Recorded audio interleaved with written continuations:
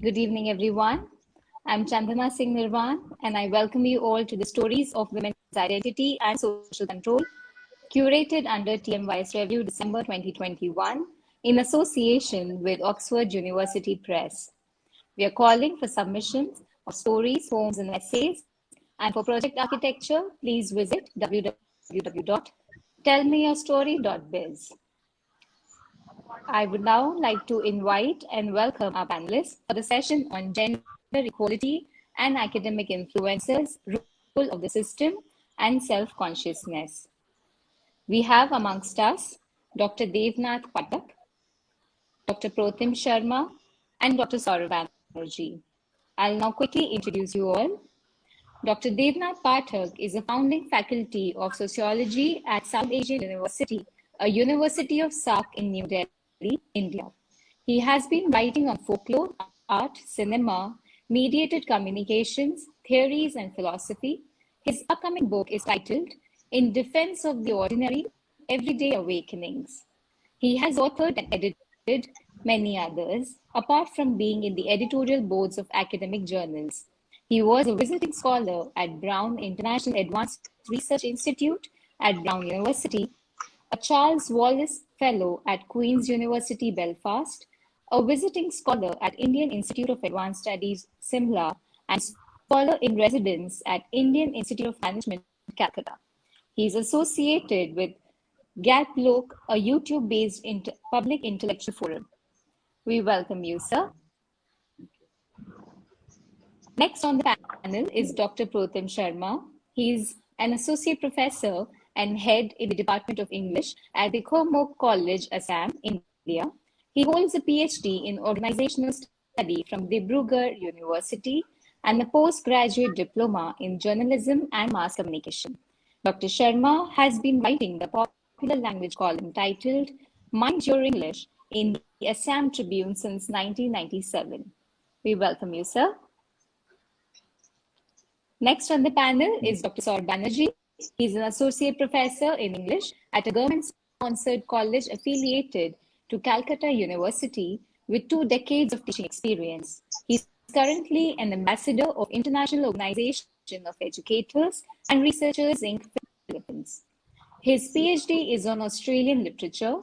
He has published widely in national and international journals and has also delivered invited talks in India and abroad. His areas of interest are post-colonialism, post-humanism, Shakespearean dramas, gender and cultural studies, popular literature, and mythology. We welcome you, sir. Chairing this session is Ms. Koral Das Gupta. Hello, I think there was some issue with Channa's internet, because of which she had to just move, and so I'll continue. I am Koral. I run Tell Me Your Story, and I'm an author. And a very warm welcome to Pratham, Dev, and Dr. Banerjee, all of whom are very dear friends and seniors.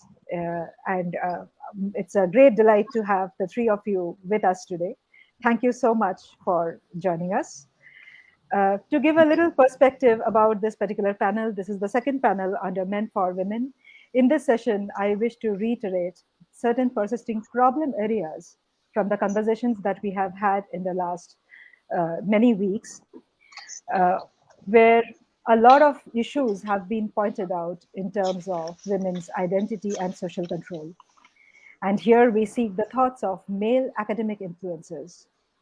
This is because professors can influence the way another generation thinks and reacts. Also, the male voice is very significant in pushing gender equality. I will come to the panelists one by one, and in the beginning, I would like to start with Professor Devnath Pathak.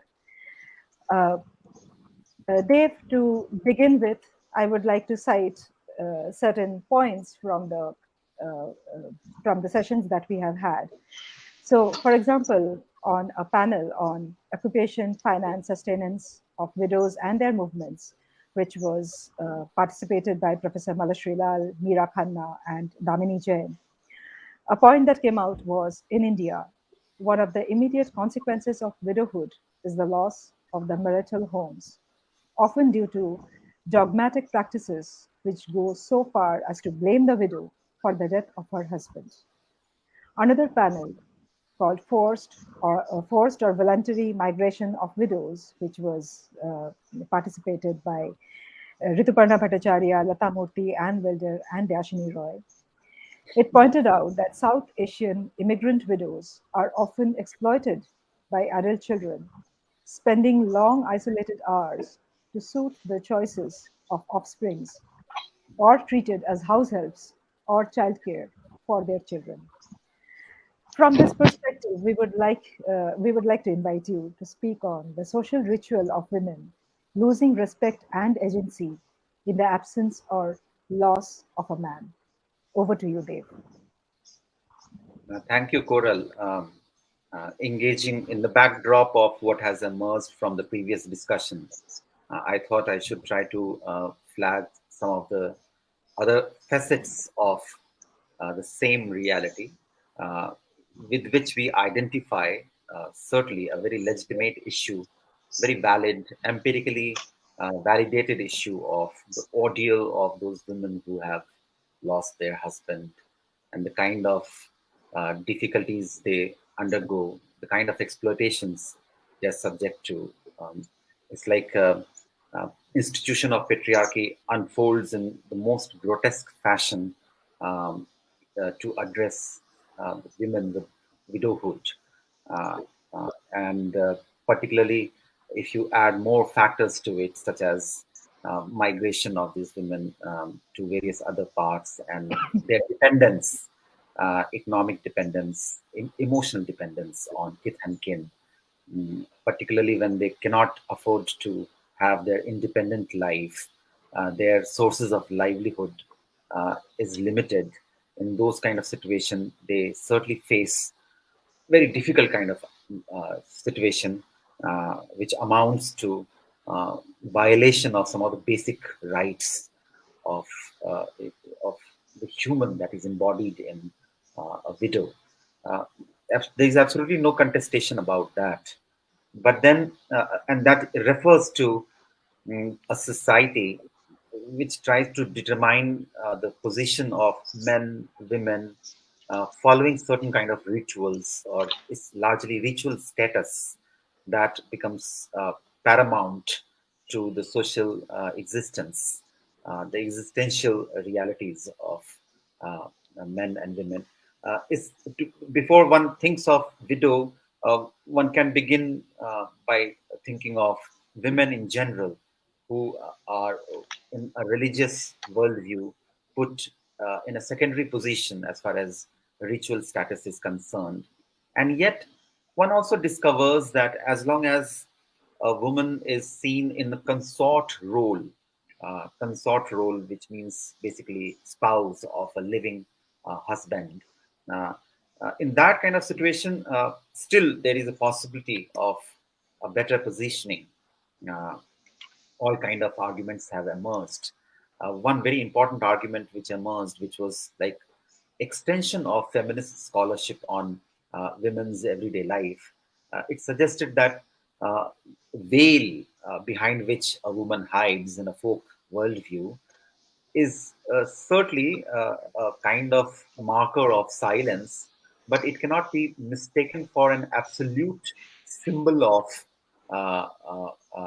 silence either, because from behind veil, women articulate their concerns through other means of communication, such as the means which were available in oral tradition, such as songs, tales, and various other ways of articulation. By articulating their concern, they try to make their presence felt. It may not bring about radical transformation in the structure which enforces the unequal power relation between men and women. But then we realize that uh, the, those symbols are not necessarily absolute symbols. There is other kind of story behind those symbols, in spite of the fact that in a patriarchal society, women have secondary position. And when one thinks of widow, one realizes that in mythology we may have great goddesses in consort role being worshipped. At times, there are suggestions that they are worshipped before their male spouses, and therefore one hears of the framing such as Sitaram or Gauri Shankar, something like that. But this is not intended to really draw a conclusion on that, because we know mythological instance, on one hand, may have may position consort women in consort role as equal or something, but when it comes to uh, uh, socio-moral judgment, it becomes something else. So while those women in consort role may be object of worship, they may be subject to all kind of unequal relations and oppressive situations in social day-to-day life. When it comes to a widow, uh, we really don't find many examples of great goddesses as widows. I mean, they maybe there are great goddesses of very fierce, independent character, malevolent great goddesses who would be worshipped, who would be invoked for support in all kind of difficult situation by mortal humans, worshippers. But then we really do not find an example of a widow, a great goddess. However, in epic, we have character, and Coral you have worked on, you have written about Kunti. So in the latter phase of Kunti's life, we do find that her individuality does not dissolve just because she's a widow. The individuality with which she has crafted throughout her life is a woman of ambition. Is a woman with certain kind of ideas about life. Is a woman with a sense of frustration with status quo. That does not entirely dissolve. That individuality does not dissolve. The agency does not disappear even after she becomes widow. However, there is a sense of superannuation in her positioning uh, in the latter part of her biography. Uh, anyway, why am I referring to this? I'm referring to this to suggest that probably there is need to be more nuanced while making a sense of widowhood, in particularly in folk society. I'm referring to a society where women have been, by and large, economically dependent on male folk, and also in terms of social significance, they have been dependent on the relationship that they have with male kith and kin. Uh, so in that kind of society, probably it's necessary for us to think through certain counterintuitive ideas too, while recognizing that yes, in terms of material existence, there's great deal of impairment that widows suffer from in such a society. So the reason why I am also suggesting this, because we have many popular tales, cinematic or literary popular tales, which have given us an idea that you know uh, the weak in any part of society, no matter how they are subjugated, and they are subjugated. There is absolutely no doubt about that. No matter how subjugated they are, there is still some kind of weapon with the weak, in the hand of the weak. So one has to try to explore those weapons. In general, we have heard of, you know, the oral tradition provided a lot of those, weapon of, articulation, and if not radical subversion, it will be some mild subversion of the status quo, certain kind of challenges to the status quo. So in that regard, one thinks of some of the cinematic tales as well. I conveniently recall one of the earliest works of Gulzar, Mere Apne. I think it was the first full-fledged directorial debut of Gulzar. And interesting character of Meena Kumari is a widow, and her individuality we sense right from the beginning of the film, when she's alone in the village, and then when she's brought to the city by her kith and kin, and she's subject to exploitation, and she's dependent on them, on those people who have got her to the city. On one hand, we see that exploitation in Mere Apne. On the other hand, we also see that she becomes a symbol of unity for the social riffraffs, right? A symbol of significance, social significance for the riffraffs who are looked down upon by the moral champions of society. So that gives an interesting kind of twist to our imagination of the widow, in spite of the fact that we see in this film as well that she's subject to a woman without her husband, a woman without her conjugal home, is subject to all kind of exploitation, and yet we see a kind of possibility that emerges in her social everyday life. That and that's not the only thing. And probably that gives us a reason to understand, to revisit some of those. I mean, I'm sure no Bengali reader would consider Sharat Chattopadhyay's work as pulp fiction. May not be pulp fiction. It is very serious work in fiction. And we find many female characters in Sharatchand's novels who would be very gossipy in nature, would be like gossiping about one another. And they would be frequently connected with widows too. And there would be characters, widows, who would be also passing those gossips, all kind of gossips. There is a sense of sexuality of widow that comes into picture in some of those popular tales. Vibhuti Bhushan Upadhyay, wonderful work, which was adapted into this Apu trilogy by Satyajit Ray. And particularly, I'm referring to. So, if you look at Apu trilogy, you have two dominant images of the widow. In the very beginning, in Pothar Panchali, you see the grandmother of Apu, who is a widow, and you get a sense that this is how widows were traditionally subjugated, marginalized. Even though they're part of the same domestic setup, they have a separate hearth.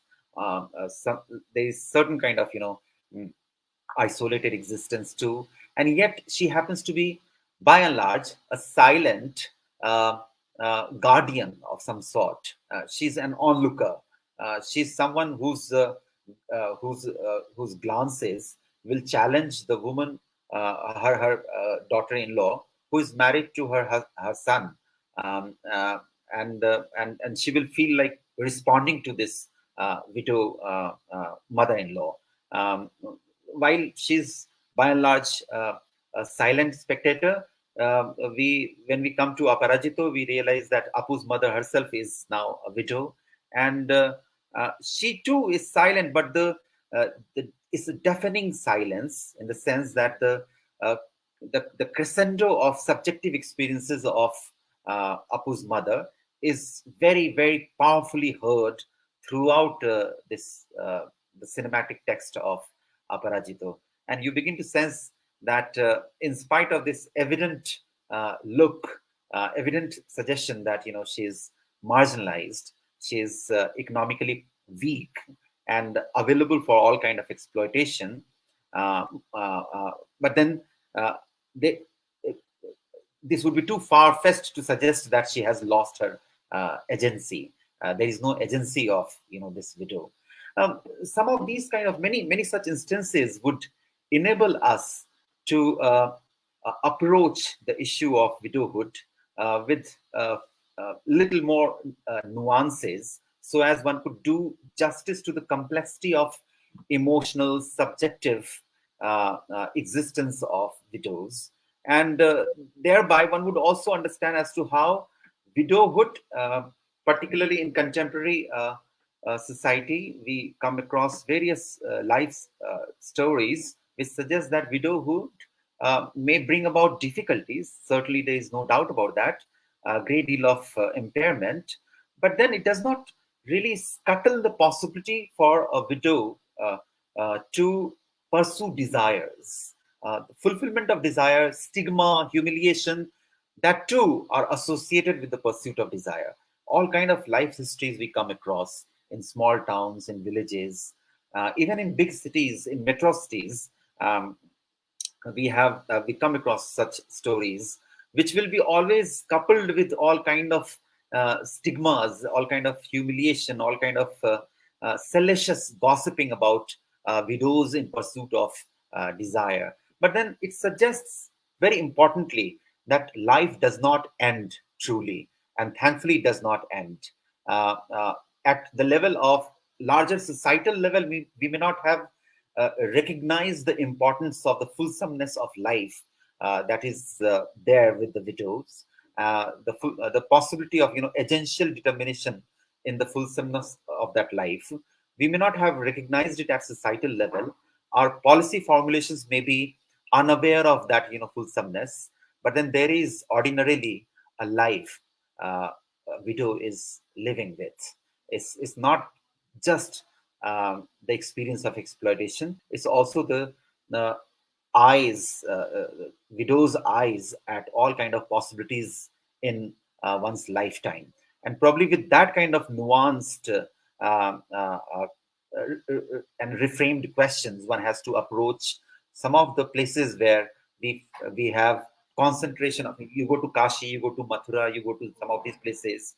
You have many quarters where widows from various parts of India come, and you just have to spend time with them, and you would find out that secondary status in ritual sense does not necessarily determine ordinary everyday life. However, having said that, one also has to accept that this secondary status, all kind of stigma attached with widowhood, even now causes great deal of suffering for widows. That's where I'll stop.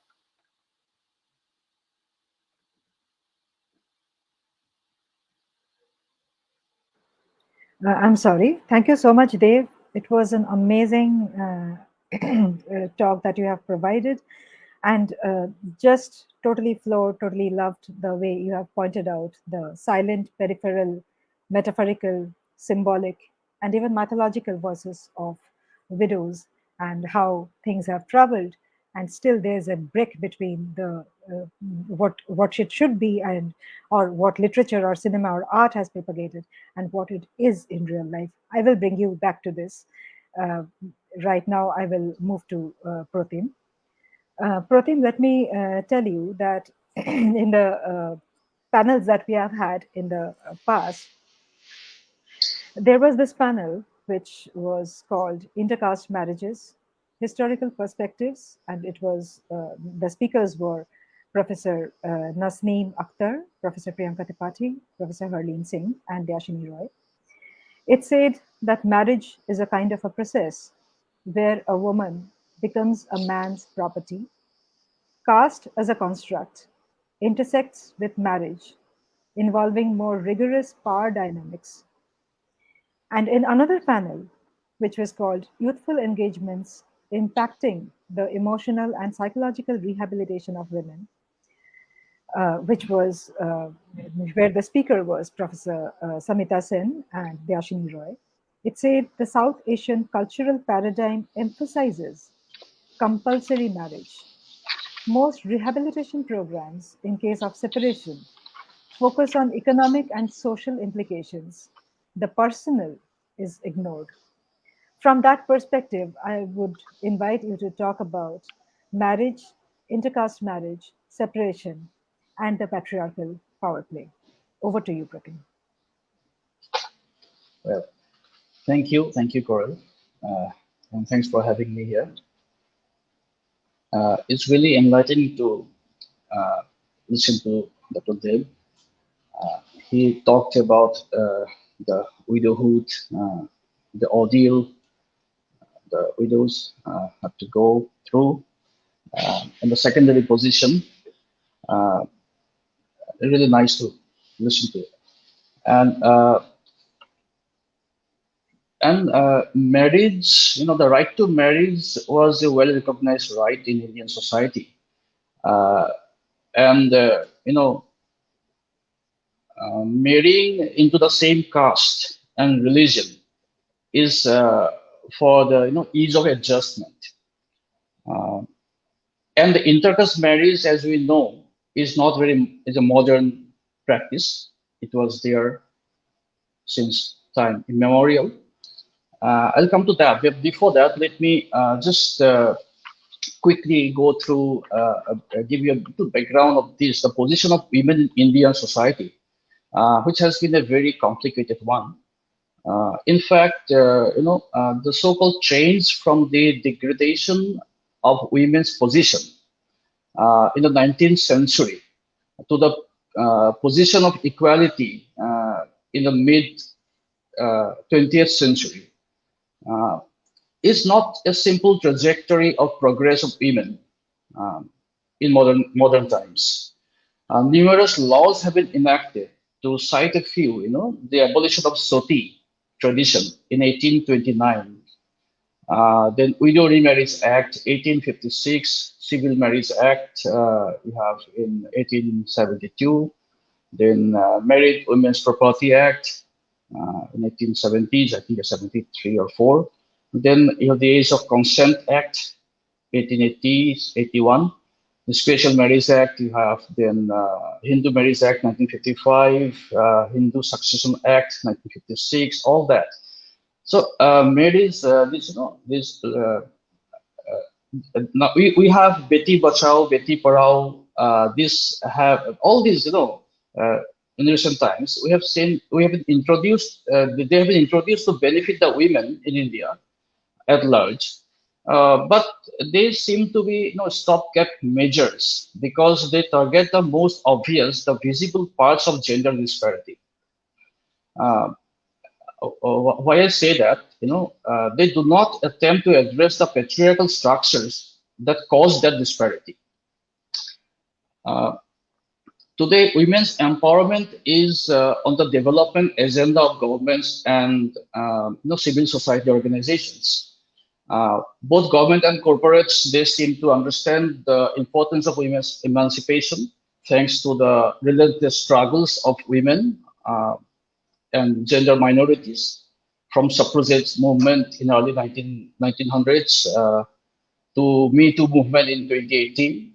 But they seem to care about women's rights or gender equality, as long as they are not asking for too much.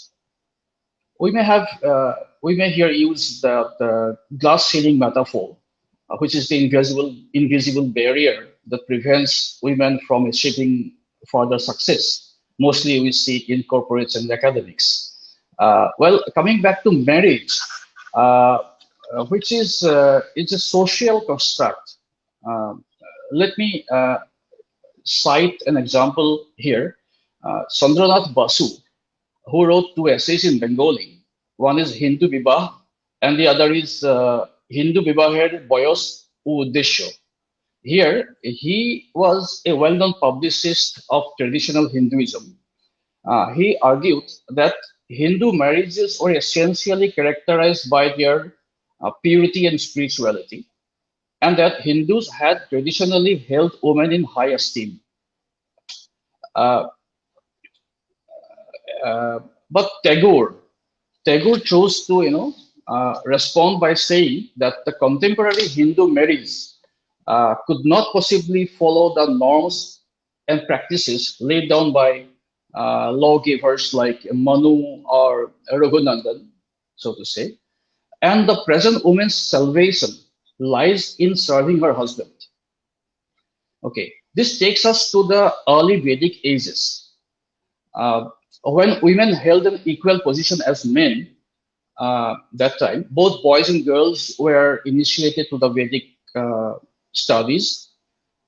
Atharva Ved it asserted that the success of woman in her married life depends on the proper training during her brahmacharya.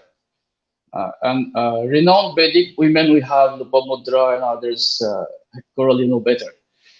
We have a mention of Gargi, who was a great challenger to Yagyabalka. And Maitri, we have, in the Buddhist time, we have Sanghamitra, sister of great Osuka, who went to Ceylon to spread Buddhism. In Jain sect also we have mention of Ayant, a princess who received ordination from Mahavir himself. Marriages was looked upon as a religious and social duty. And the educated Vedic women had a say in the selection of their husbands. They were even free to remain unmarried, who were called Amazur, I think. And Gandharva Vivah, love marriages, was there. The reference to widow in Rigved, was very few, but it was not characterized by restrictions and austerities as in post-Vedic times. The Rigved did not mention about sati as such, the widow burning, and widow remarriages were allowed. And the high status, as it is known, continued till about 300 BC, as you know. The status of women degraded for various reasons. There are many political reasons. The Aryans, they encountered various tribes in Gangetic plains, requiring warfare and desire for more sons than daughters. And the influence of the asceticism, as Upanishadic, Buddhist, and Jain they prescribe. Many young women renounced their houses and joined the monastic life. And with the consolidation of Aryan powers, subjects were non-Aryans, and marriages took place, as we know, between them. We have the concepts of hypogamy, they call it onuloma, right? And higher Varna people marrying lower Varna women, and protiloma is hypergamy, lower Varna, lower caste man marrying higher caste woman. Manu is credited with classifying all these, but he did not approve of such intercaste marriages. A non-Aryan wife were prohibited from participating in religious rituals. Gradually, all women became ineligible for Vedic rituals, studies, or religious duties, and remained a formality only. And subsequently, neglect of studies and lowering of marriageable age produced disastrous consequences for the position of women. Intercaste marriages you can refer to in scriptures or in ancient mythology. The Shiva Parvati, Dishwanta Sakuntala, we have Shantanu, the progenitor of Kuru Pandava, marrying Ganga and later Satyavati, a future woman. Intercaste marriages were looked down upon for a long time, as mentioned, as I just said, and it was very rare actually until 1930s when women were educated and things began to change. And with all these laws and the laws coming in, we don't see there's a change in the situation. Yes, but as Professor Dev has mentioned, the secondary position somehow for women remain. Now I'd like to refer to a few literary literature in Indian context where there is talk of women oppression. Writers in Indian languages have demonstrated their awareness and concern about the issue of women oppression, which include dowry, death, and bride burning, and other operations. I would like to mention Tagore, who, like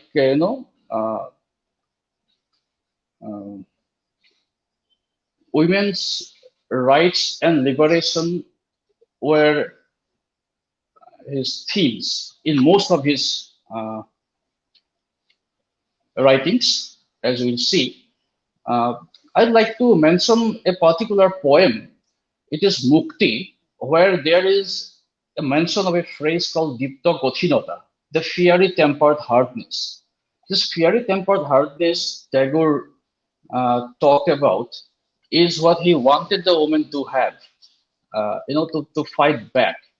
But there is also something like to fight back. What are the in other works, the Chaturanga, Noshtonir, which is the source material of Sarulota by Satish Ray. There is the Bostumi, all talk about the anguish of women, her desire for freedom and equality. And the commentary on dowry, we have short stories by Tagore, Hoibanti, Oporishit, Dena Pauna, and outside Bengali literature, we have Munshi Premchand, who has this tragic saga called Nirmala about the dowry system. And Rajasthan, we have the dowry system since feudal times. And in Rajasthani literature, we can refer to Shanti Bharadwaj Rakesh, who talked about a concept called dowry. Dowry is that a young female servant was an integral part of dowry, who has to make herself available for all sorts of entertainment. And the Telugu film Dasi in 1992, which was the best film of that year, made around this theme.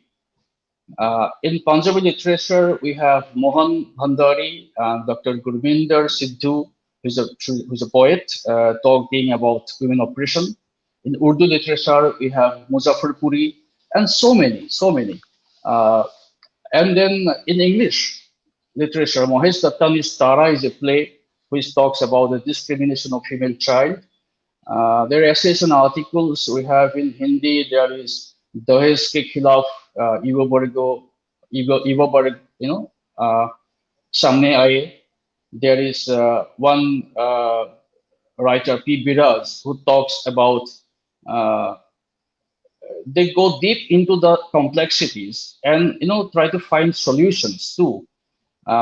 Marriage, they suggested that marriage between comparable socio-economic backgrounds should happen, and traditional Indian society must dilute some restrictions and create opportunities for social interaction between men and women.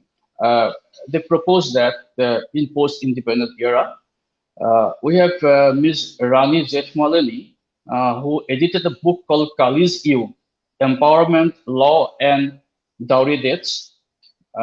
These are many literatures, and in cinema, when you talk of cinema as a powerful mass medium, as we know, it has not missed out on the opportunity of presenting the unbelievable torture and humiliation of women in their in-laws' house, mostly for dowry.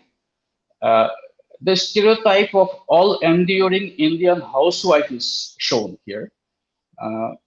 Here, I'd like to mention about this term called, learned helplessness, which is, they know that they have been subjected to this torture for so long, but they are helpless. They know it. They cannot do anything about it. So there's a learned helplessness, or you can say spiral of silence. All those psychological studies been done. And talking about films, again, in 1950, the great filmmaker V. Shantaram's Dahez, we must mention here as a piece of work, a creative piece of work on dowry. Then Dulha Bikta Hai, Ye Aag Nahi Guzegi, or Sarat Chatterjee's Porinita. And I also already mentioned Telugu film Dasi. All these films, they and literary works, they talk on women oppression, including child marriage, widowhood, and also changing identities of women after separation, and all this. I think I'll stop here. If I may add later, I'll definitely love to. Thank you.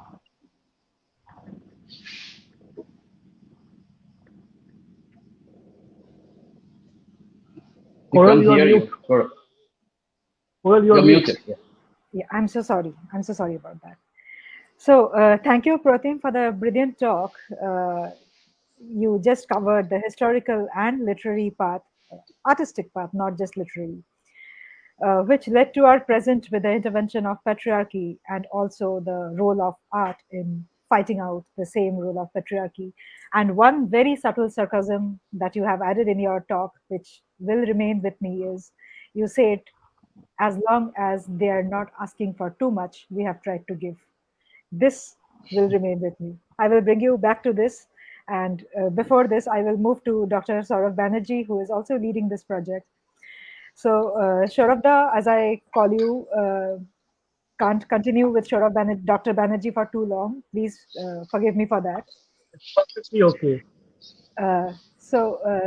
Saurabh, on the panel on bodies in movement, in migration, sexual violence, and citizenship, where the speakers were Uditi Sen, Priya Deshinkar, Rashmi Luthra, and Sneha Roy, we heard that in understanding migration, sexual violence, and citizenship, feminist geography plays a significant role in highlighting how certain identities are othered, while memory shows how women do not simply bear experiences of victimhood, but exhibit resilience. In yet another panel titled Languages and Cultures of Sexual Violence, Possible Pathways of Research in South Asia, here the speakers were Nanika Mukherjee, Jennifer Solotaroff, and Divya Srinivasan, along with Sneha Roy. We heard sexual violence is reported as a tool for propaganda, as state-sponsored brutality, as war crimes, etc. There is the staging of the authenticity of the raped woman, unless the horror is visible. There is a need to be self-reflexive in our everyday languages in use, so we don't normalize or end up feeding into the same cycle we want to break. From that context, I would invite you to talk about the language of reporting crimes against women and individual consumption for such reports at social and domestic gatherings. Over to you, Shorabha. Okay. Thank you, Coral. I hope I'm audible. You Can are. hear me all? Yeah. So Yes. it's a very good question. It's a brilliant question, and I've heard. I followed both the panels, and speakers are just brilliant. So what I'll do today is I'll begin by examining the theory behind and some examples of the relationship between gender, language, cognition, and perception in the context of our social and judicial system. So, in particular, I will consider the language of violence and sexual assault and how words and communication style affect and are affected by what we think and believe to be reality. So I will try and also illustrate how the language used to describe violence against women operates to minimize these acts sometimes, and even the dominant conversational style and female violence victims, genderless may collide to produce, let's say, evidentiary issues and a credibility gap. I will also try to show that there is an inherent dilemma in engaging with social and legal constructs, which continue to negate women's understanding of reality, and that the voices of female violence victims remain muted by the, if I may say so, baritone voice of the legal system. So why am I talking about the legal system? Because that is the highest level where reports of crimes against women will go. So I begin from the top. Now, since we are talking of language, our thinking and communication strongly reflects masculine language styles, morals, and values, because our current legal and social system has evolved from institutions run entirely by males. Their history has meant that they ultimately suffered the same fate as our gender and identity roles, in that what was once a performance is now viewed only as natural. Now, Simone de Beauvoir summed it up very nicely when she stated, and let me quote, I quote, "Men have created the legal world in their own image, confusing it with the absolute truth," unquote. The language contributes to the construction of reality as far as cognition and perception are concerned. So we must understand that the language we use is not only to express our thoughts, but also creates a lens which helps us to perceive the world in certain ways and also can serve as a reflector of the dominant socio-cultural values. Social and legal constructions of violence against women, excuse me, may not correspond with the victim's experience and how they perceive the violence. The language used to describe violence against women, which is again no doubt a reflection of dominant beliefs, may even act to minimize these acts of violence, maintaining a reality alternative to that of the victim. We often find that the dominant conversational style and the female violence victims gender-led collide to produce evidentiary issues and a credibility gap. The construction of our culture, of our society, our identity, our reality has been established through a continuous process of performance and enculturation. From the day we were born, we observe others in our life performing a role. We watch our mothers act like moms, our fathers act like dads, and our teachers act like teachers. So through these observations of the others in their particular role, we begin to learn what is acceptable behavior and what is deemed appropriate in our society, and therefore consequently we too perform those roles ourselves. Over time, what happens is that our observations and conscious thoughts about what is appropriate begin to fade away, leaving only the role we perform. So we no longer pay attention to how we should be acting. Instead, we simply just act, believing that how we are behaving is natural. And one of the ways we perform our roles within society and become socialized is through the use of language. Our language filters what we want to see or choose to see, and by doing so, it influences what we communicate to others. Now, just as language influences how we view the world around us and how we act in that world, it can also affect our gender and identity and vice versa. Whilst we are born with a biologically predetermined sex, we are not born with a gender. Our gender refers to the cultural traits deemed appropriate for men and women in each society and the roles that we perform through language and various discourses. So while we may be performers of our identity and gender, we are not necessarily free to choose our performance. So I would say that our current gender roles have been socially constructed by females and males acting out their gender assignments throughout history. Now, over time, these roles and the systematic language structures associated with them, come to be seen as natural. As such, there are a number of differences between the vocabulary and syntax of males and females.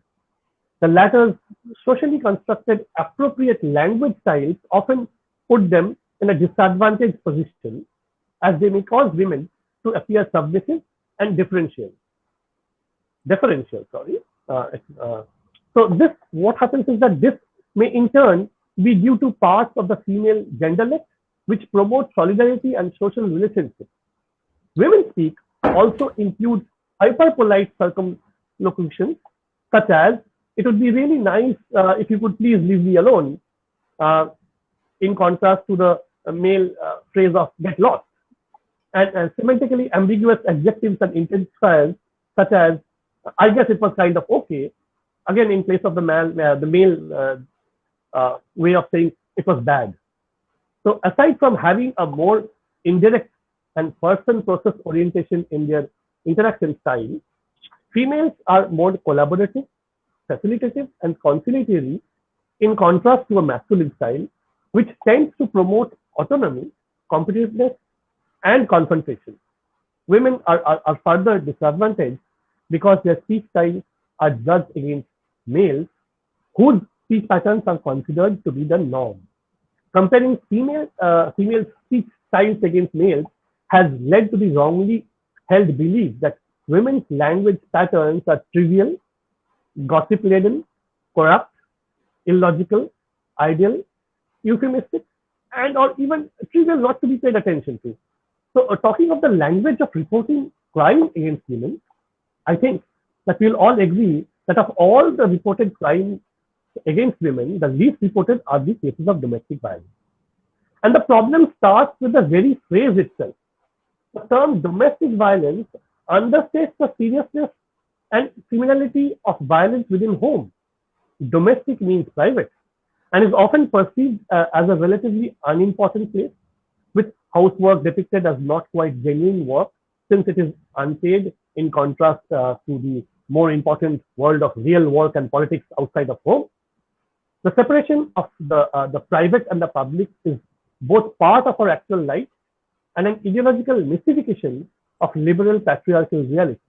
So now what we are doing is that by prefixing violence with the word domestic as a general category of offense, we are making it become less criminal and neutralizing the role of the perpetrator.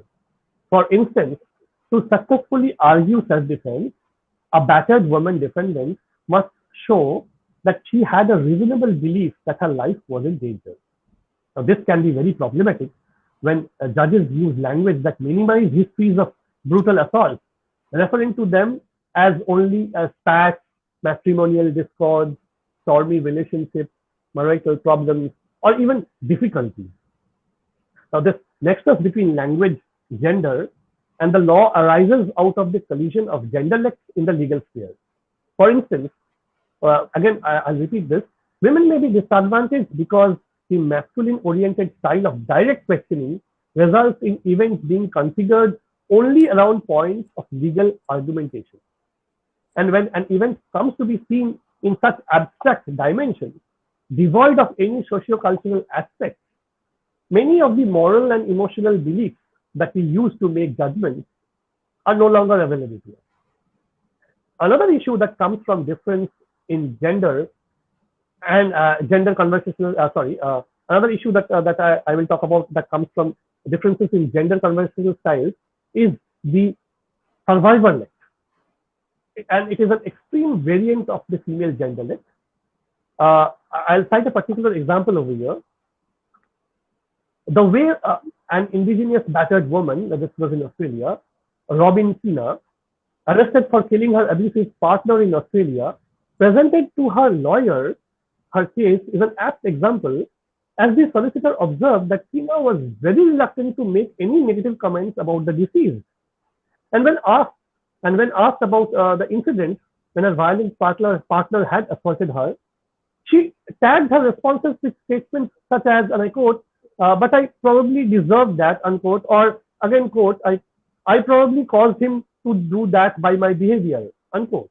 So we see that women, and particularly women who have been further subordinated through violence, tend to use these hedging expressions like, well, looks like, probably so, and so on and so forth. So what happens is that victimization and its accoutrements of low self-esteem, self-doubt, vulnerability, fragility, and distrust continue to be a differential language and speech style. Now, such women obviously are not able to present their evidence in a credible way because credibility is defined as being direct and assured, and therefore they do not make the best witnesses even while reporting crimes against themselves.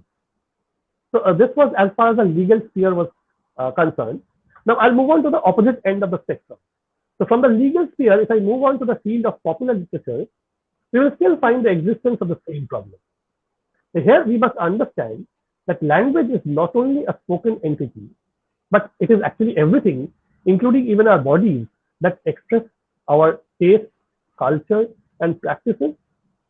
All these things are language, and that is exactly why we say that someone dresses loudly or gives loud stares.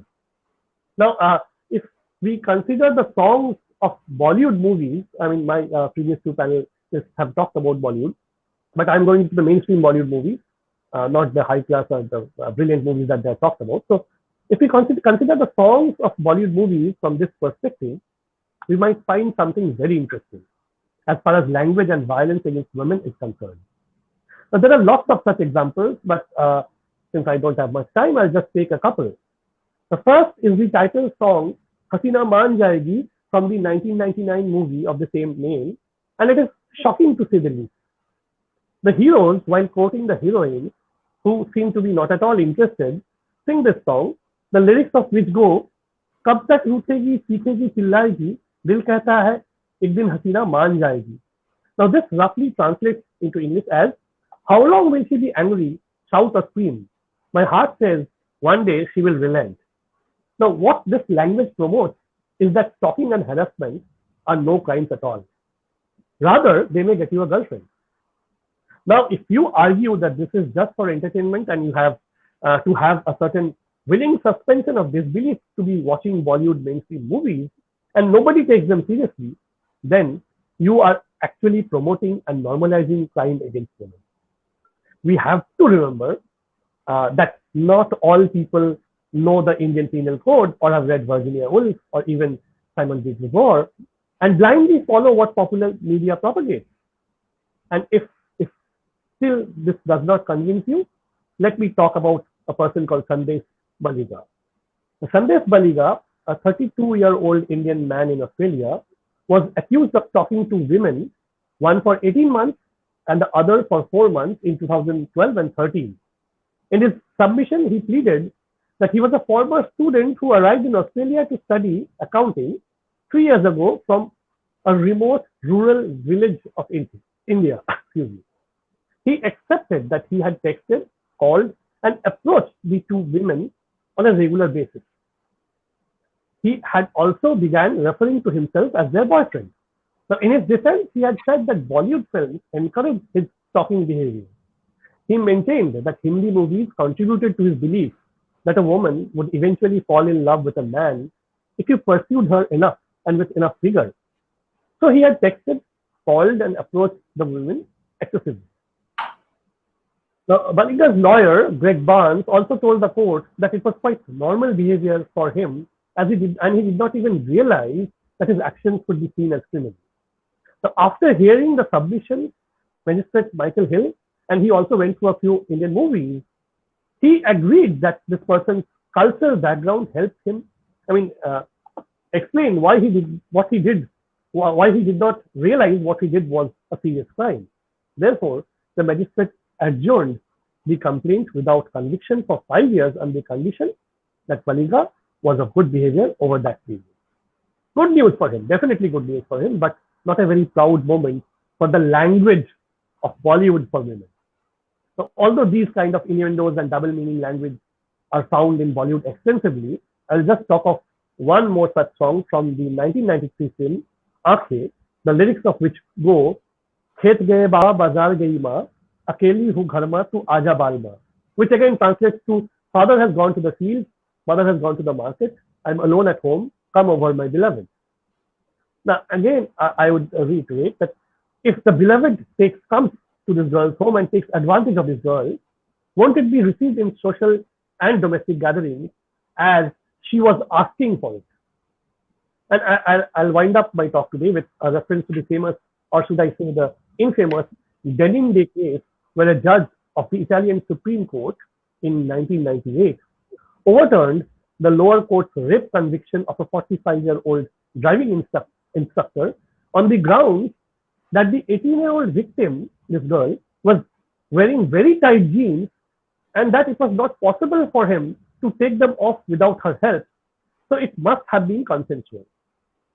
No wonder then that even in today's society, it is still said she was raped and not the man raped her or the man raped the girl. Now, this use of the passive voice instead of the active voice is perhaps a subconscious ploy to somehow shift the blame or a part of it to the victim herself. Now, these kinds of usage of language irrevocably establishes that we still believe that behind such crimes, the woman is somehow and somewhat to be blamed.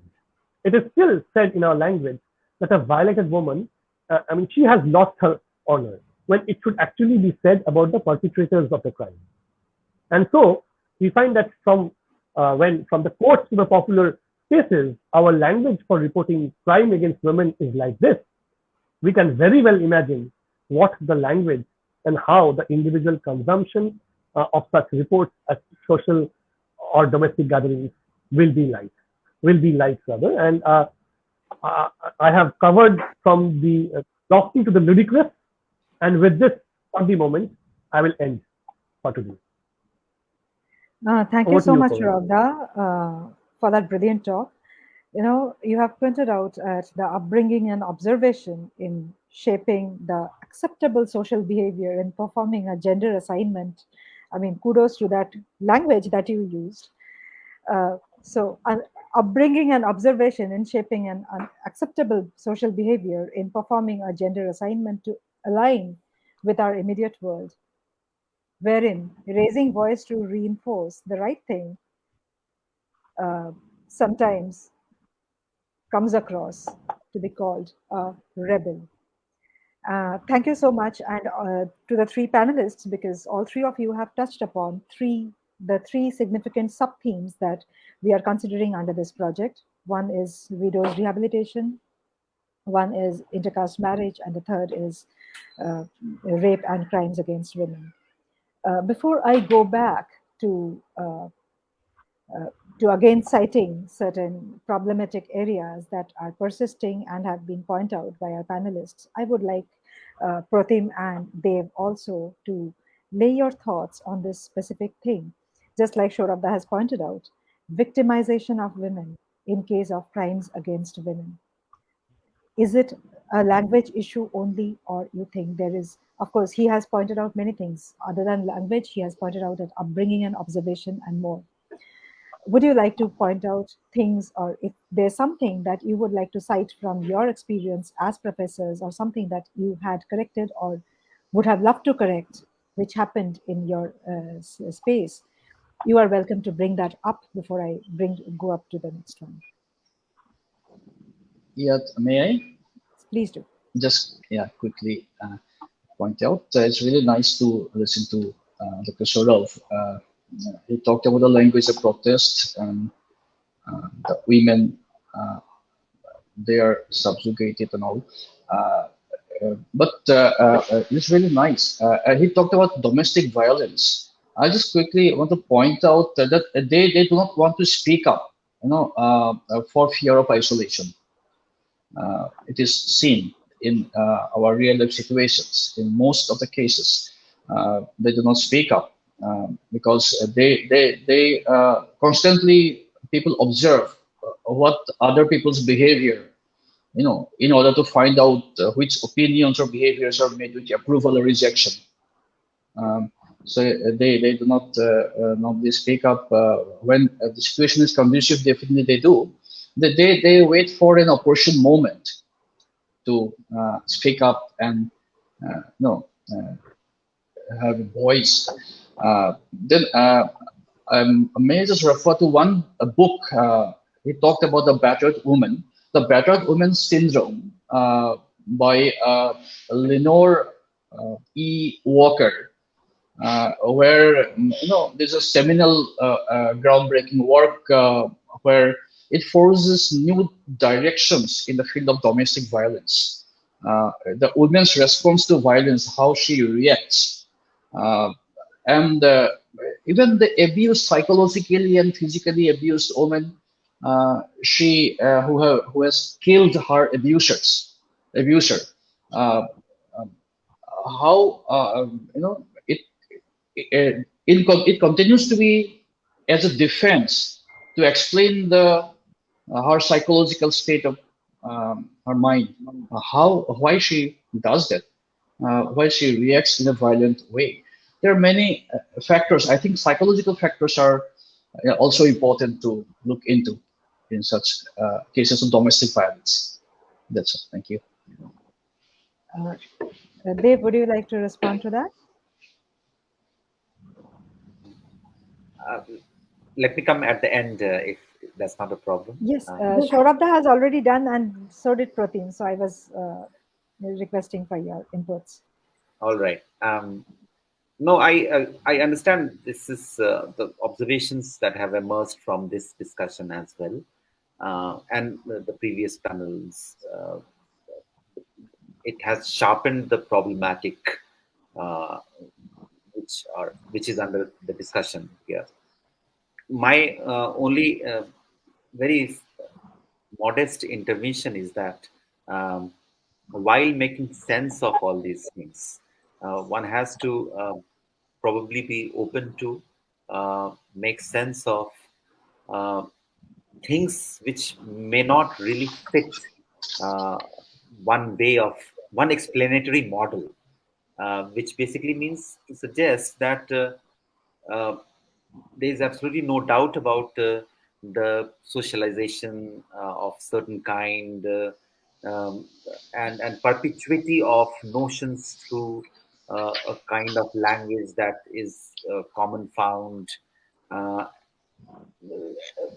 Yet one, I mean, this has been also concern in a lot of feminist discourse in Europe, particularly feminist standpoint discussions, perspective discussions on perspectives, uh, try to highlight to us that probably that bipolarity, uh, that the bipolar model of explaining some of these issues after a while may not be very useful to make sense of the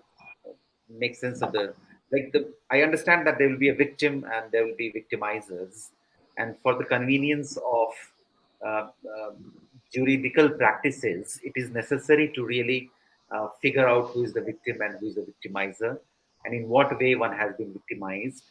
I understand the importance of that juridical process. When one has to make a judgment, uh, probably that process is important. But then, when one is trying to explain it for larger purpose, not just to uh, deliver a judgment, but to open up the possibility of understanding it and also seeking for various ways of tackling it, or how to really go out to the people, victim as well as victimizers, and tell them that this is how it has happened in which you have participated. uh, if one is trying to keep that kind of larger humanistic project in mind in dealing with some of these very uh, nail biting issues, very contemporary issues, which disturb us, which really make us helpless about ourselves, the way we conduct ourselves, the way we are organized in society. Um, so, if one is trying to figure out the broader explanatory models, which can really reach out to both victims and victimizers, in that regard, I find it's necessary to also think of many other possibilities. Also, think of factoring in some of the counterintuitive arguments. For example, and this is not to really be suspicious of this way of thinking, but then if we for example, I understand the politics inherent in the usages of words in language. Now, with Saurav I totally agree, and then Pratim says that this is a seminal book. Now somebody from Saurav's perspective would say that the usage seminal is very masculine, right? You see what is happening there. We delimit uh, our explanatory model is delimiting us. Um, I don't disagree with the fact that yes, there is problem with the way we operationalize our notions, in the way we employ our usages in day-to-day life, in addressing each other, in expressing our romance. I understand that, but then probably there has to be something more to be added. I'm also thinking in very workshop mode right now. Probably no, but I must confess that I have been thinking in this workshop mode for almost a decade as to what could be other things which one have which ought to be unearthed in order to not let this explanatory model delimit our approach to the issues. These issues are no doubt very important issues to be discussed. But then when we are discussing them, even though we try to make sense of the legal injunctions associated with them, we try to make sense of the kind of societal normative order which are promoting reinforcing power relations. Uh, uh, which actually ascertain the further victimization of the victims.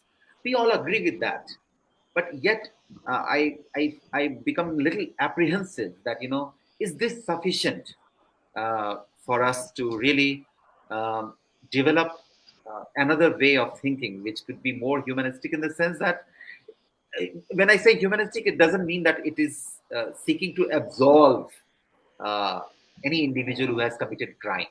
And this is not for, no, there is no such intention. There is no such objective. The objective is, however, to also think of another idea which emerged in feminist discourse elsewhere, in other contexts, which is about the ethics of care, right? Ethics of justice is important, no doubt about that. But along with that ethics of justice, in most of our debates on the issues of exploitation, victimization, there has to be ethics of justice. Justice cannot be compromised. But in the meantime, there has to be also an eye at the ethics of care, right? Care is a larger project. I somehow I feel that care is far more.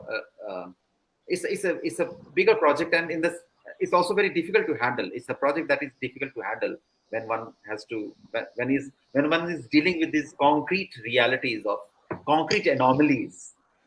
It's not always easy or convenient to talk about ethics of care. One really desperately seeks for ascertaining justice, and rightly so. But then we can't stop at justice.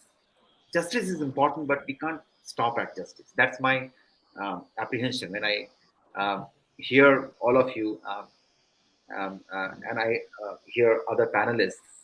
I see the point, and it's very important point. But then I somehow feel that there has to be a larger vision behind our approach to the problematic that is on the table. Dave, I completely hear you, because through these panel discussions, one of the discussants, Joy Gupta, who is a theater actor and film actor, he had once told me that it's very easy to hang a rapist, but the more difficult path would be to figure out why did he turn into that cruelty and nub that need to perform that crime at a more nascent level when he was growing up. That we are not doing enough on, and that is probably what you are bringing up. Thank you for that. And I would also, before moving on to my last question, I would also like to point out something that had been raised in the Men for Women panel 1. And it was wonderful to hear three men discuss this. It was Muhammad Nasiri, Azazul Haq, and Tuhin Sinha. And they pointed out that all the galis that youngsters are so proud to use, all of those they have something to do with women. And whatever gali you can think of right now is actually an abuse towards the woman's womb in some way or the other. So you guys are academic influencers, and a lot of students listen to you. It's my urge to you during this panel that if you hear it, at least point it out to them so that they know what they're saying as a joke. I will move to the last question now, and this is about a panel titled Intercaste Marriages as Represented in Myth and Folklore. Here the speakers were Sai Swarupa Iyer, Nandini Sengupta, Anuja Chandramouli, and Channa Singh Nirwan. This panel discussed how the system of Varnas were initially created for convenience. So this is talking about the caste system. The system of Varnas were initially created for convenience. Now it is a tool to perpetuate discrimination.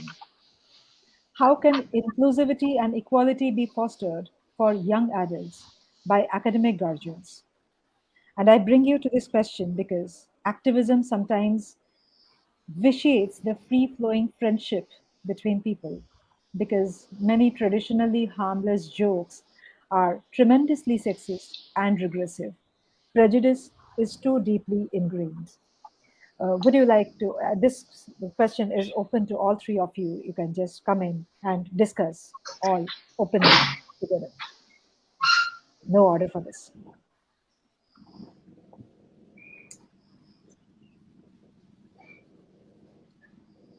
Should I reread the question?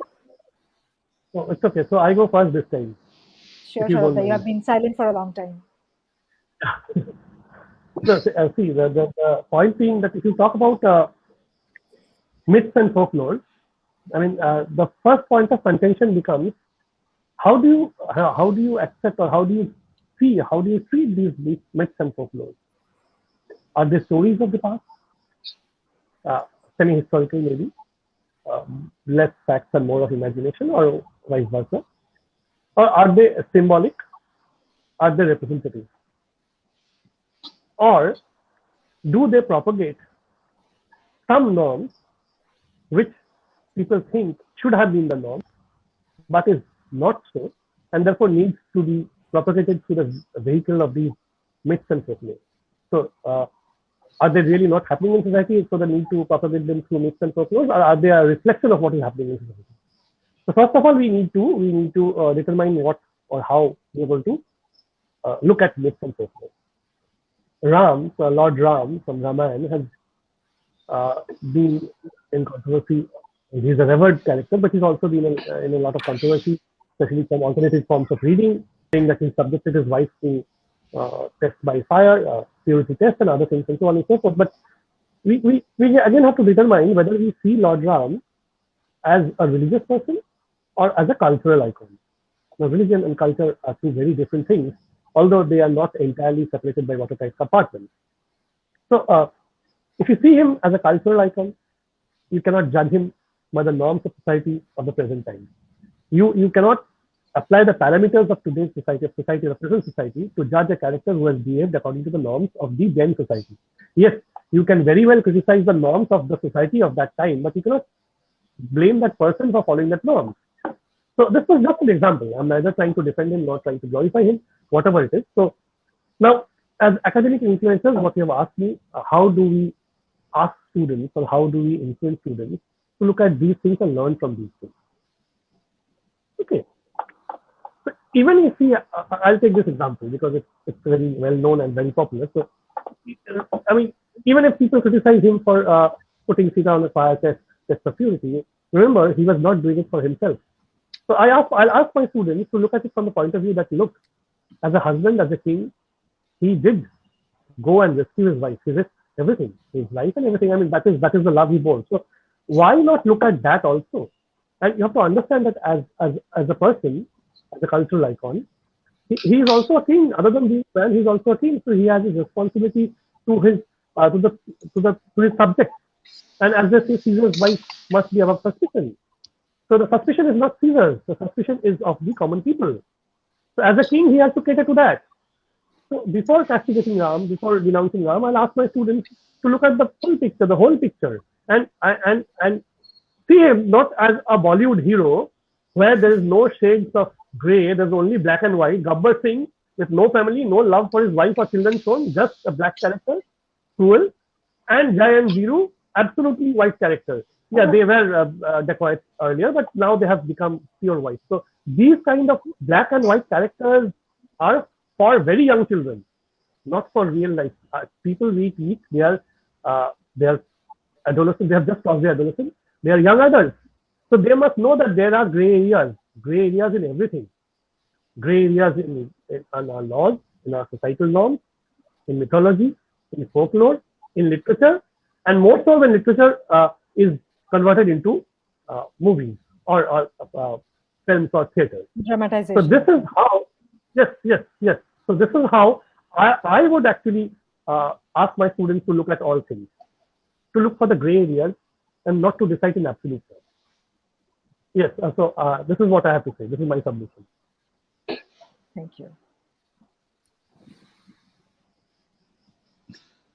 Dev and Pratham, alphabetically, who comes first? Yeah. Dev comes first. Alphabetically. Yes, Pratham, you are already started. So. Okay, I totally Please go ahead. agree with Saurabh, is that yes, students, we deal with them all the time. And as you said about Gali, the language of that, I mean, we have to, ask them to be careful about not using sexist terms and all. And the mindset, when you talk of male students, the patriarchal mindset has to change. And what I think both Professor Dev and Dr. Saurabh will agree is that what you need to have is the sociological understanding of literary texts uh, for a broader understanding of the uh, situation we are talking about. The oppression of women, gender equality, and all that. So this the better understanding of sociologically understanding of literary texts and creations will definitely give an edge, and uh, uh, it'll make them give them in a better position to understand things. And in modern democratic societies, as Saurabh has just pointed out, talking of Ram in that era and now, how make Ram relevant in our present time. Uh, I said in my talk, that women and men, you know, bounded in intercaste marriages. But now men are no longer expected to be the sole or dominant source of family income. Earlier, they used to be the dominant, only source of income. Now the times are changing, so we have to accept that. We have to make others understand the situations and the changing times. Uh, I think here I stop. I hope I made some sense. Pratham, what you say just reminded me of one study that happened in the University of Vienna. That was a conference, and that it happened many years ago, 2006, I think, 2006, and it considered Shah Rukh Khan as modern day Ram vis-a-vis his films like Kabhi Khushi Kabhi Gum.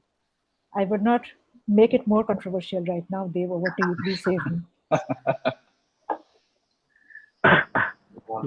Fine. So my turn.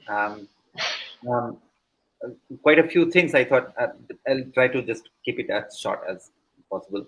One important thing which also which was tacit throughout the presentations, throughout the discussion today in this panel, and I'm sure it must have been touched upon in the previous panels too, is that a lot of these problematics um, have uh, inherent intersectional dimensions, which means pinning on one category or another becomes very difficult the moment you get into the messy details of, for example, if you just look at intercaste marriage and what transpires, we begin to ask one fundamental question: is intercaste marriage only about the difference of caste, or is something more than just difference of caste? Uh, to reiterate, is intercaste marriage only intercaste marriage, or it has something more than the caste factor? And more often than not, we can see all around us, and some of those published case studies as well, that it's more than the factor of caste. Caste alone as a social stratification category does not figure the in the kind of complexity one is referring to in intercaste marriages. Uh, we are beginning to realize that actually caste has become a subterfuge, a kind of it's a kind of hideout for largely class preferences. Um, I mean, that is something which one has to uh, look at with more research at one's disposal. But then everywhere we are thinking of caste is actually without naming, we are thinking of class. That's what intersectionality here in this case means. When one is thinking today, we are not thinking of Varna today, right? Varna takes us back in time. Varna is an obsolete reference now. It's largely caste that we are referring to. And when we think of caste, we actually uh, I mean, it's interesting synonym it has become of class, and that has to be investigated. The extent to which caste is synonymous of class too. In addition to caste, the idea of caste itself, it also carries the idea of class. It's never caste all by itself. So if you look at matrimonial advertisement or the kind of preferences one expresses on all those shadi.com, all these websites, very wonderful websites. I really like the way they appear. They look fascinating, interesting kind of advertisement. The kind of preferences for a desired groom or desired bride one mentions in those, all kind of hilarious details. And if one goes through those details, one realizes that it's not just caste that they're preferring. Their preference is also inherent in that caste preference. There is this idea of class somewhere. That, it may be upper caste, but if it is upper caste, old time zamindar upper caste, who is left with, who is in penury now, so much of penury that cannot get children educated, nobody would like to marry in that household. So that kind of thing I'm referring to. Or very rich lower caste. I remember once Ashish Nandi got into trouble for saying that there is this lower caste elitism which is responsible for all kind of things. I'll not really like to recapture it, because by saying that he landed in great trouble, and so much of trouble that it silenced him for a very long time. Someone so daring like Ashish Nandi could be silenced, so who am I? So better not to get there. But then the fact is that one has to think along this line of intersectionality, even though one knows if we refer to someone like Nivedita Menon, she had great discomfort with this idea of taking intersectional route to understand the gendered relation in Indian context, and she found that the idea of intersectionality is by and large guided by the European reality.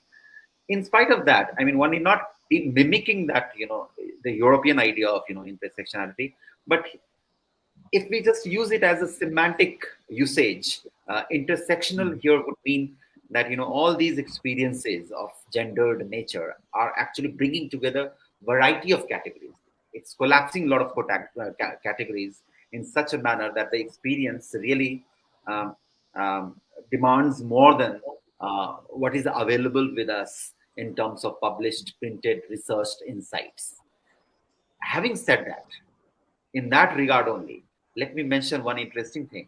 I agree that there are galis which are intolerable. We cannot tolerate, and I also agree that a lot of galis um, are basically they subject women. Uh, uh, Women become soft target also because of this whole idea of the social honor of kith and kinship imagines the woman with this idea of social honor, and therefore honor killing also happens.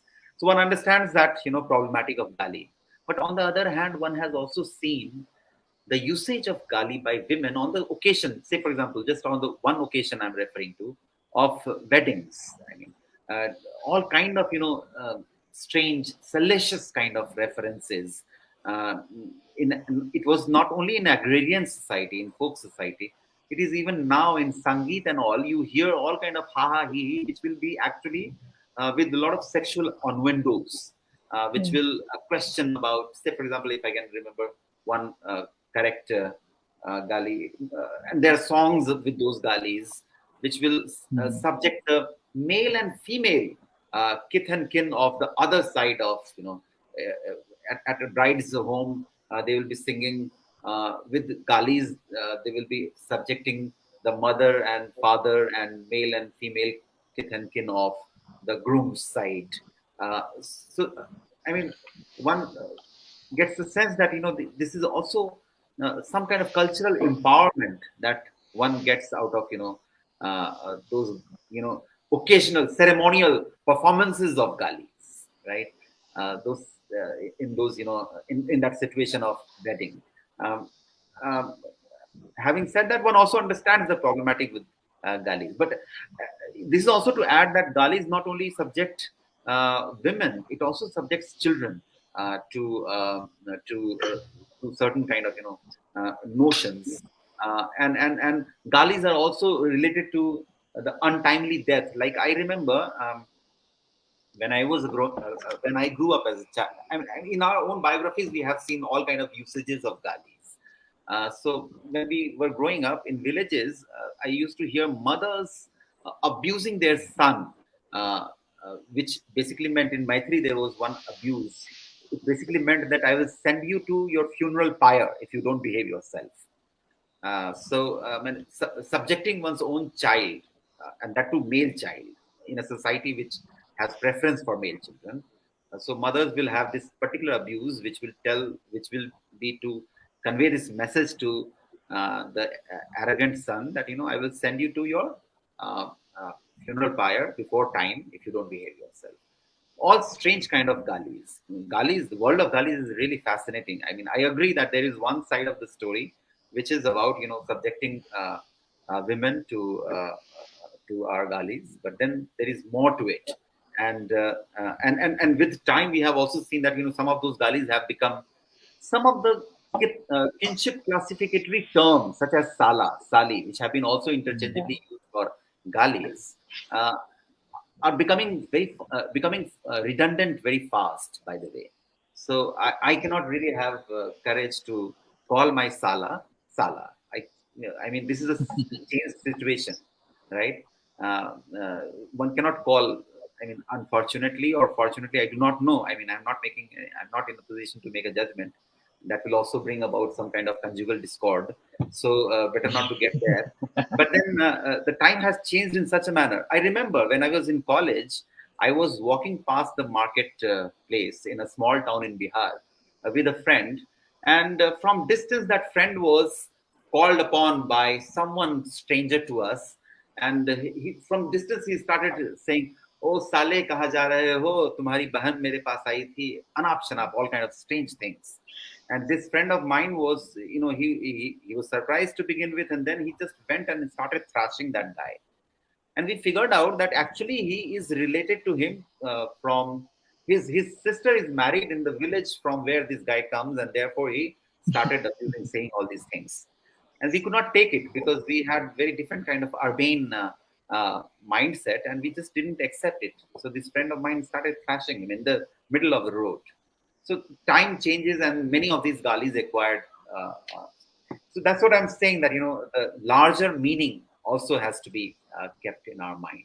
This is not to suggest that folklore, just like galis, the meanings of galis or meanings of classificatory terms such as sala sali, change over time. Likewise, folklore have also been subject to change. No folklore is ossified. This is not to romanticize folklore. Folklore has been also subject to national appropriation. I mean, it has, like in Assam, Pratham, you would know better. Over decades, Bihu has been transformed into some kind of cultural material for cultural pride. Identity discourse associated with Bihu is very important. Whereas we all know as to how even now we hear all kind of amorous, very sexualized articulations in the Bihu songs and Bihu performances. So they're not subject. They're not frozen in time. They're changing. And what do they do if one is really thinking of as to what kind of role do they play in our discourse, in our social discourse? I've been telling that it may not guarantee a social transformation. When Anne Gold, I think it was Anne Gold who wrote "Listen to Heron's Words," a very fascinating book about women in Haryana. Prem Chaudhary, Anne Gold, Gloria Goodwin Raheja, some of these feminist anthropologists in, I suppose, 1990s, in the decade of 90s, they were writing papers and books So Listen to Heron's Word was one of the books. And they were basically trying to suggest as to how these women in very seemingly regressive society articulate themselves. And they utilize these materials from folklore to assert their power. Very desperately, they assert their power. What does it do? Does it change the society? No, there is no guarantee that it will change society. This was the puzzle for another anthropologist, Veena Das too, who was looking at usage of folklore in Punjabi kinship. And she was of the view that by and large, these women are expressing, they're resisting, they're trying to redefine in the register of poetics. It's a register of poetics which will have its limitations. It will not bring about any kind of Marxian grand revolution. There is no grand revolution. It's a very small.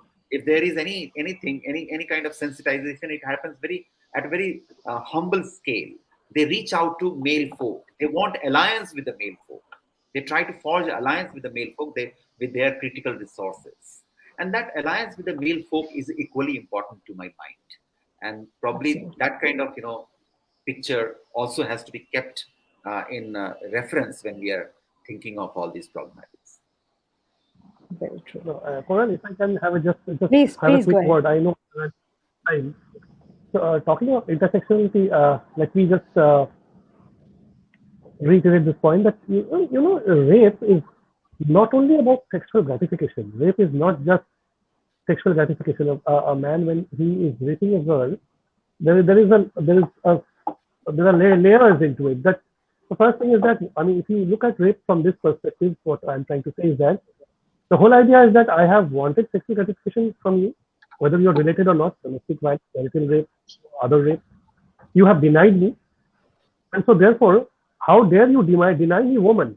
You are under me. You are below me. You are not equal to me. How dare you deny me?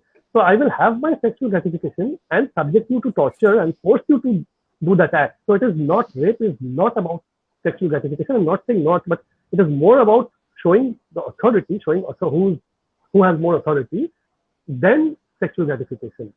So even the slang for the galis that we're talking about, they're all related to the mothers, the sisters, and so that is because we always see women not as our equals, but as somebody who is under us and therefore our property. And if we harm the women, that woman, we are not only harming that particular body, that particular person, but we are harming the person to whom she belongs. So that is why we have the rape after the war. That is, we have rape when there are riots and so on and so forth. So that is also intersectional. And again, as they were saying, that there's justice should also be followed up with care. Now, if we can put into the minds of young children that, look, women are your equal, women are not there to be harmed so that you can insult her father or her husband, the care automatically comes in. You don't need care after giving justice. So it just becomes a normal crime and not a sexual crime. So I think that is the way in which society should proceed, in making people understand that women are equal to men. In fact, women are better than men, but let's, for a start, just accept that women are equal to men. And then we'll move on to the next step where we'll say that women are better than men, which they already are. So that way, I think the debate between that, should we stop at justice or should we move on to the next step of care, the care will automatically come in. The moment you see somebody as your equal, these crimes will lessen. And even the language will change. And so the slang that uses a mother will no longer be used, or a sister will no longer be used. It will just be any word which is gender neutral. Just like you have actor and not actress anymore. That's person and not batsman anymore. So that will be, the galis will also transform into that. So that is what I'm hoping for, looking for in the future. And I hope all of you will agree with this. Right. Yes. Sharabda, I think what you say, it starts from a school level, where girls right side, boys the left side. That was the first intervention where we were made to believe that boys are from the other side. So we not only didn't believe in that equality, from a very nascent stage, we were made to believe it was not about equality, it was about othering, that they are different. So at every stage, we got this boy thing in a completely different way, more so in boys or girls schools than in co-ed schools, I guess. But then it was there. Thank you so much, Dr. Pratham Sharma, Dr. Devnath Pathak, and Dr. Saurabh Banerjee for giving us time this evening. And your words were very, very educative for me, and I'm sure for the people who are listening to us. Thank you so much, and I will see you again. To remind our audience that this is for a project on women's identity and social control, and we are calling for submissions, and the last date is 30th of October. We are approaching it. Thank you so much, everybody. Good night. Have a great day. Good night, everyone. It was a real pleasure.